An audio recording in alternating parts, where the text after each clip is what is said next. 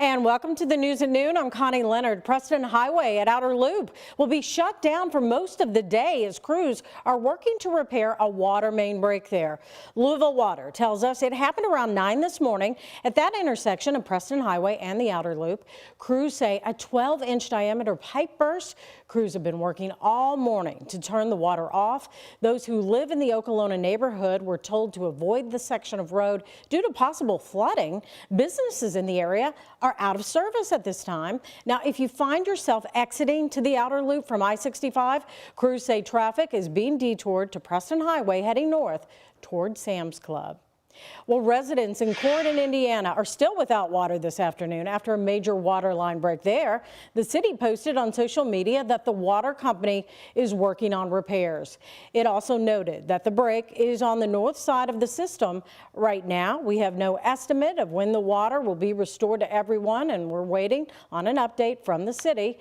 If you're affected, you can pick up bottled water at the Harrison Township Fire Department. That's today until 7 o'clock. Well, stay connected with us for the latest updates on those developing stories. Just download the WHAS11 app for the latest push alerts. Well, after a closed-door session, the Metro Council's charging committee is moving forward to oust Republican Councilman Anthony Piagentini. The councilman is accused of using his seat for monetary gain. All those in favor of the motion to file charges for removal of Councilman Anthony Piagentini, say aye. And those opposed? Okay, the ayes have it. The charging committee was formed after the Metro Ethics Commission found Piagentini used his position of power to leverage a job. The case involved a $40 million American Rescue Plan grant that Piagentini co-sponsored for the Louisville Healthcare CEO Council, his future employer. Now, in their formal complaint to remove him, the committee accuses Piagentini of 8 charges for, quote, misconduct or willful neglect in the performance of the duties of his office. That complaint will be delivered to the full council during its next meeting this Thursday. From there, a hearing will be scheduled on the removal charges. In a statement to WHAS11, Piagentini said, quote, I'm pleased that the commission finally took action so I can demonstrate publicly that these charges are not true. Former Metro Councilman Dan Johnson has passed away at the age of 64. He was elected to the council back in 2003, but he left in 2017 for breaking a controversial sexual harassment agreement. Johnson had posted on Facebook earlier this year that he was suffering from ALS. According to an online obituary, he passed away at his home on Tuesday.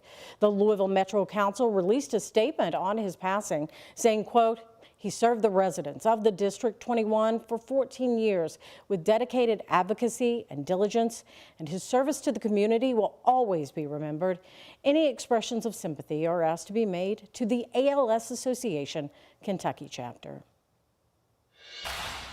The LMPD's 5th Division, which includes neighborhoods like Crescent Hill and the Highlands, has had a record number of homicides so far this year. A rise in crime was discussed last night during the city's latest Meet Your Beat Cop event, where officers also highlighted how the new crime dashboard can make a big difference. WHAS11's Alex Dieterer and photojournalist Addie Hill report. The new Louisville Metro Gun Violence Dashboard, seen right here, tracks violent crime in real time across the city. Our part in saying, here it is, please utilize it. This is the information that you've been asking for. And so now we're in this space of it has now been produced. Something Police Chief Jacqueline Gwynn Villaroel says will help keep residents informed of the crime in their neighborhood. A small group of residents who wanted to stay informed on their neighborhood showed up for the 5th Division Meet the Beat Officer event. We want to seek the welfare of the city, right? Like, we live here, we're invested here, this is our home, and so we want to see it flourish and do well. As you can see, the 5th Division, which includes the Highlands, Crescent Hill, and Clifton neighborhoods, have had over 20 incidents of gun violence this year. 10 of those have been fatal. When you look at the number as a whole, yeah, it's a big number, and it's an all-time high as far as I can tell. He says the Highlands neighborhood is a unique setting when it comes to crime. A good amount of them were domestic related. They were interpersonal fights. They were people that were intoxicated. And I say this a lot, The bars are a great revenue source, a great place of entertainment, but they do bring their own problems. Metro Councilman Andrew Owen calls the spike in homicides concerning. Both Major Grissom and Councilman Owen highlighted the importance of communication within the division. Alex Dieterer, WHAS 11, on your side. Two major developments in the Brooks Houck murder case. The first one we first brought you right here at noon yesterday. The judge overseeing the murder trial of Brooks Houck will not have to step down. The Supreme Court of Kentucky made its final ruling Tuesday. Houck is accused of killing his former girlfriend, Crystal Rogers, in Nelson County. Houck's defense team was trying to get Judge Sims removed from the case, claiming that he was biased against Houck. The Supreme Court of Kentucky denied that motion, saying Houck's team failed to prove any circumstances that would require a new judge. Well, the other major decision is that Houck will stay in jail on a $10 million bond until his trial. The Court of Appeals affirmed the lower court's decision to keep that bond. In the order, the court agrees that it's a stiff penalty, but contends it's not unreasonable. That's because it's a capital charge, and sometimes bond isn't even an option. Well, a judge has ruled the bail bond money posted for Jamarcus Glover is now forfeited. Glover was charged with using children to help transport and sell heroin.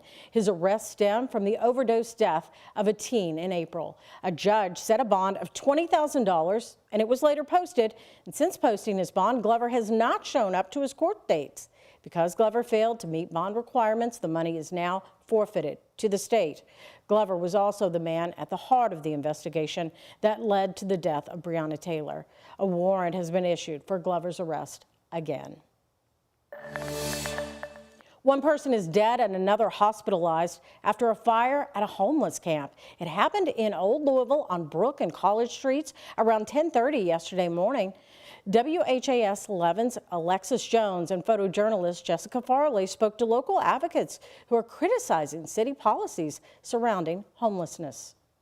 Outreach workers say the tent fire happened underneath this underpass, killing one person and sending another one to the hospital. While it's unclear what caused the fire on College Street, advocates have an idea of what may have led to it. If we weren't moving people every day, every Monday at that, if we were providing safe and warm and accessible housing to folks, if we were letting outreach workers and social service workers across the city do their jobs, we probably wouldn't be standing here talking to you all today.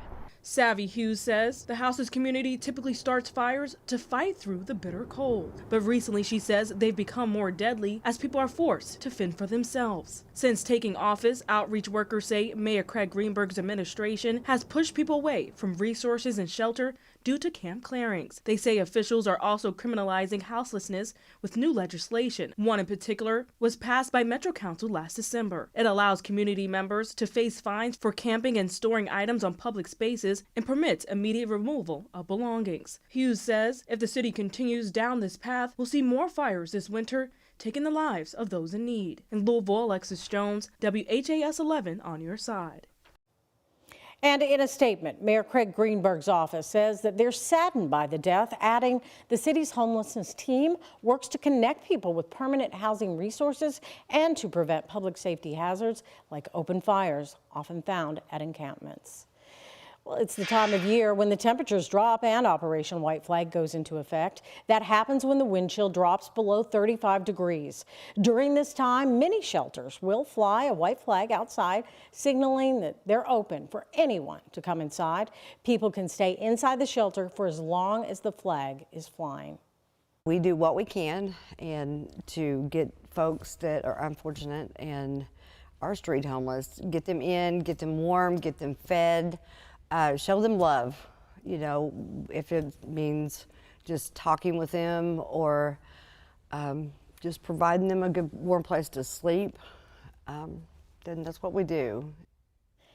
The local white flag options include Wayside Christian Mission on East Jefferson Street and the Salvation Army Center of Hope on South Brook Street. Those are both in Louisville, of course. In southern Indiana, there's the Culbertson Baptist Church on Grantline Road. If you ever need help getting to a shelter during White Flag, TARC waives fares for anyone who needs transportation to one of the shelters. An hour from now, Mayor Greenberg is expected to make what his office is calling a significant announcement about the future of the Louisville Metro Housing Authority. This could include details on the My Louisville Home Plan, which was announced back in October. It included changing Louisville's land development code, continuing to fund the down payment assistance program, and offering incentives to developers who buy vacant land. The city said a final version would be released December 1st, which is this Friday. We'll learn more when Mayor Greenberg speaks at Metro Hall. That's at 1 this afternoon. And the Metro Housing Authority is also searching for a new executive director. Lisa Osonka resigned back in September, weeks after some called for her to be fired. She'd come under fire for conditions at several residences, mostly notable Dosker Manor. Just this month, residents there called for a space for residents to be created on the Metro Housing Authority's board.